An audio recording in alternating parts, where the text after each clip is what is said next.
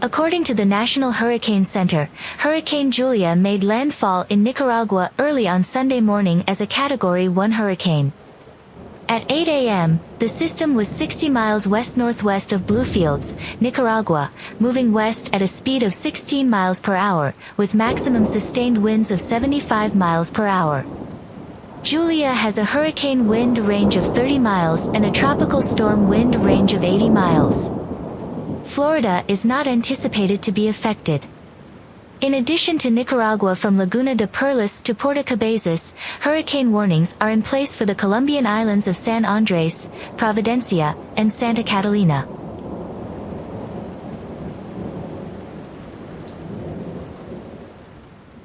For Nicaragua, south of Laguna de Perlas to Bluefields and north of Puerto Cabezas to the Honduras/Nicaragua border, hurricane watches and tropical storm warnings are in effect. Part of the Honduran coast is under a tropical storm watch. The area where the system's center approaches the islands tonight is predicted to have hurricane-force winds and a hazardous storm surge. Through the weekend, parts of Central America are anticipated to see life-threatening flash flooding and mudslides.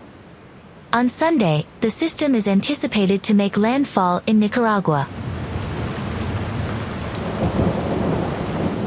The fifth hurricane of the year is named Julia.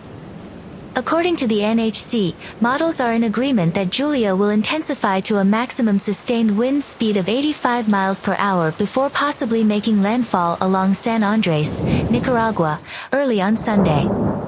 According to the NHC, San Andres and Providencia could get 6 to 12 inches of rain, and other parts of Central America could get 15 inches, resulting in potentially fatal flash floods and mudslides through this weekend.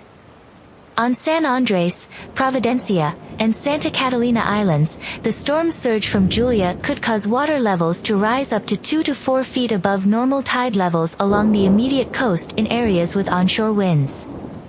The NHC is sure that Julia will make landfall, head northwest afterward, and stay over Central America and southern Mexico through Monday. After that, Julia ought to disappear.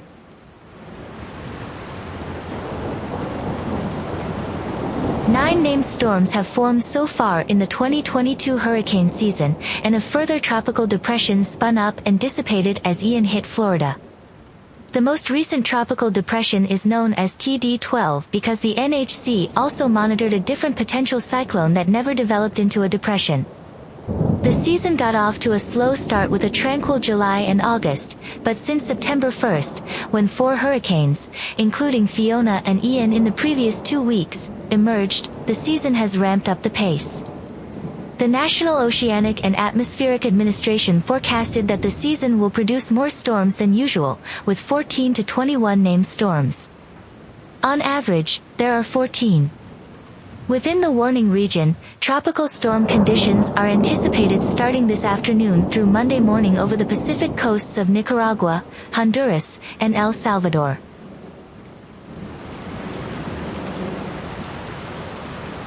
Monday's watch area includes the Pacific coast of Guatemala, where tropical storm conditions are possible.